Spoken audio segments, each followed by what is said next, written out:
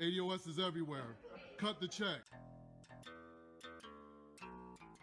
So I want to give a little background on DJ Vlad, the owner and founder of Vlad TV.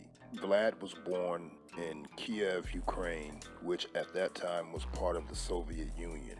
He was born to a Russian Jewish family, and he moved to the United States at the age of 5. He first lived in Massachusetts before the family settled in San Mateo, California. Vlad's birth name is Vladislav Lubovny. Vladislav Lubovny. And again, he identifies as an Ashkenazi Jew. Lubovny majored in computer science at the University of California, Berkeley, and worked for Intel, Sun Microsystems, and Autodesk while attending. More than likely, those were summer jobs or internships. After college, he was able to get a 6-figure job for his professional endeavors. And with many in the hip-hop community and the black community, the relationship with DJ Vlad has been somewhat of a love-hate relationship. And I believe this is because Vlad does have a certain amount of access into the world of black entertainment and black culture. He is able to procure a wide array of celebrities on his channel to interview, from musicians, actors and actresses, comedians, sports figures. He interviews prominent street gangsters from times past, or mainly from times past. He does interview a few white personalities, particularly those with the gangster background. He has interviewed as of late quite a few Italian mobsters, ex-mobsters, most of them snitches. But we won't get into that. So he does have an inroad into the black community, into black culture. And he does have interesting guests on his show from time to time. One guest of note that I particularly remember was Bill Duke. Was unexpected, but he did interview Bill Duke. Bill Duke's story was very compelling, and that's one that stands out to me as far as being outside the box. But for the most part, Vlad interviews rappers. It just seems to be, to most people, including myself, that when he's interviewing these rappers, that it's never really about their music. First and foremost, it's usually about their criminal background. Tell us a little bit about your background. Any wild things you could tell us about, any criminal activity? He wants to know if you grew up in a single parent household. If you tell him you came from a household where you have both parents, he seems surprised. And I mean, given his proximity to black culture, it still, to me, doesn't necessarily mean that you understand all of the nuances of black culture and you understand the perspectives that we approach life with. So it seems that as if some of our cultural norms are somewhat of a novelty to him, or something that he may find intriguing, interesting. Not sure if he's always so sympathetic, but he does have a penchant for a line of questioning that seems to lend itself to those he was interviewing to self-incriminate. And a lot of the people that he interviews, many of them you can tell don't have media training. They haven't been coached on how to answer certain questions in a neutral sense. They haven't learned how to spar with a seasoned interviewer and one that has an agenda, such as DJ Vlad. And after he's probably smoked a few, blunts with these guys before the show, if he's in the same location as the subject, sometimes he's interviewing them remotely. But after he has them comfortable and relaxed, sometimes it's possible, and people don't understand this, but it's possible after a while to forget that you're actually being recorded if the interview is going smooth enough. And I see these guys get comfortable, and I see Vlad coming in with these questions, left field. And a lot of them are young, impressionable. They're on here for clout. They want to enhance their street credibility or their street reputation, so they may be impelled or compelled to embellish, and they may be compelled to divulge certain details which may not be beneficial to them in the long run. Because once this video gets out, it's on YouTube, it's on Facebook, it's on all social media platforms where it's going to be shared. And we also know that the powers that be keep a close eye on your social media. And it seems to some of us that if you're in the culture of the culture, a guest in the culture, you have to be conscious and cognizant of the the cultural cues, or excuse me, the cultural etiquette. You have to follow the proper etiquette, and that includes not asking certain questions, certain things you don't touch. If there's a criminal situation that's occurring, or that occurred, or whatever the case may be, you're not really trying to dredge that up, not on the recording anyway. That's just cultural etiquette with those who come from a street background. It's like when you go to prison. When you're inside prison, it's not etiquette to ask another prisoner what he's in for. Now, if you guys develop a rapport over time and this information becomes a topic and you decide to divulge at a later time, that's situational. But you never ask someone what they're in for, period. But if you've never been in these situations, if you're not from that cloth, then these are some of the things that you won't know. I don't care how many rappers you interview, and I don't care how many rappers who you think are your friend.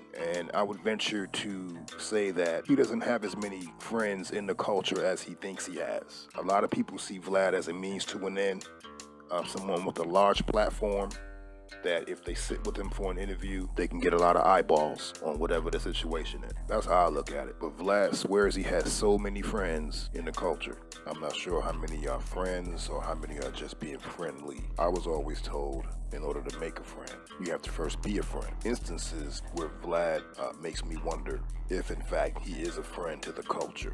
I believe Vlad fetishizes black culture. He often professes his love for black women and the fact that he only dates black women. Vlad, for one, we don't know who he is connected to.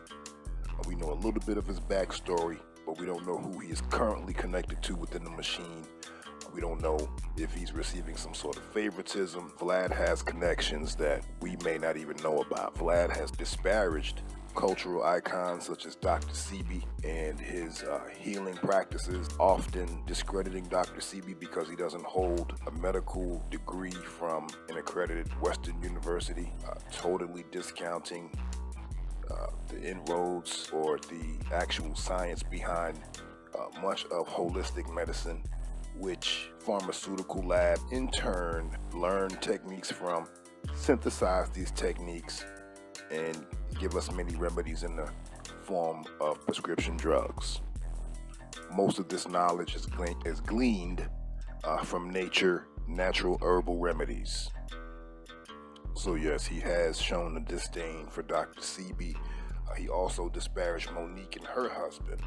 I believe at one time her and her husband Sydney sat for an interview with DJ Vlad, and as the story goes, I believe before the interview was published, Monique professed a desire to have control or some sort of control over the video footage. Wanted that negotiated prior to the release of the interview.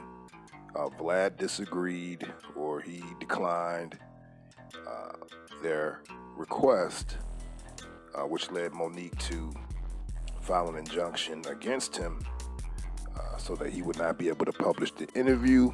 Ever since that time, he always slips jabs in to kind of disparage Monique, which I don't appreciate.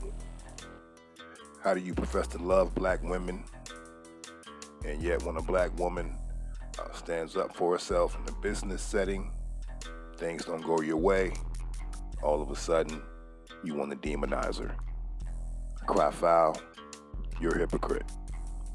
Vlad also misspoke on reparations recently, out of the blue. Not sure why he felt qualified to chime in, but out of the blue, Vlad declared that African Americans could possibly receive reparations in the form of a free education. And this without doing any research, consulting any experts on the matter. Vlad just jumped out the window saying that he felt reparations should be coming in the form of an education. The backlash was swift and it was fierce. ADOS definitely drug him on Twitter along with Black Twitter as per usual.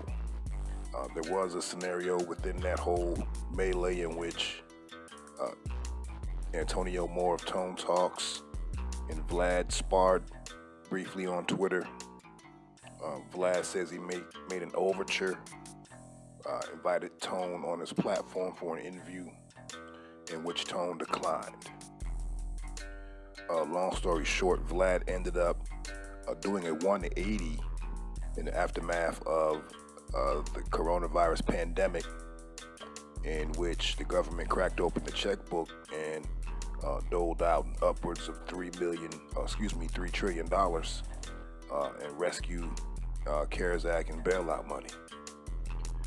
And being that Vlad's major concern with reparations was that the country did not have the funds to finance such an endeavor, once he saw how quickly they cracked open the books during the pandemic, this caused him to do a 180. He in turn apologized. However, once again, you overstepped your boundaries. If you're a house guest, you gotta learn to obey the rules, or you will get properly ejected. Vlad has a penchant for allowing shills such as D.L. Hughley to use his platform to, in my opinion, attempt to corral black voters into the voting booths to vote for Democrats. Vlad is definitely a liberal-leaning type of person, as you can tell when he allows D.L. Hughley free reign on his platform to openly criticize black people, other black people who may have conservative leanings. And to me, Vlad shouldn't invite black people on this platform to criticize or disparage other black people. And the fact that D.L. Hughley so willingly engages in this practice is not lost on me. D.L. Hughley should be ashamed of himself. I know that he knows better. Or maybe not. I'd like to think so. D.L. Hughley was 100% in the tank for Hillary Clinton, and now he's 110% in the tank for Joe Biden. And you all know how I feel about Joe Biden.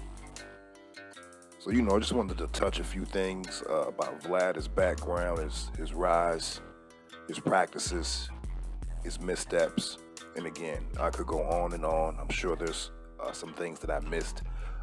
Stay tuned. I will be uploading a video following this video in which I cover another incident in which Vlad overstepped his boundaries that involved Atlanta rapper Bankroll Fresh in a dispute which ended in a shootout and his death. And the other party was another Atlanta rapper named No Plug. And in that incident, as you will see, Vlad allowed No Plug, who was accused in the shooting, to use his platform to tell his side of the story. And there was some criticism leveled at Vlad because he didn't allow Bankroll Fresh's family and associates to tell their side of the story. So I'll be getting into that in the next video. I want to know what you think. Hop down in the comments. Please like the video, subscribe to the channel if you haven't already. I appreciate you, and we'll see you soon. Thank you.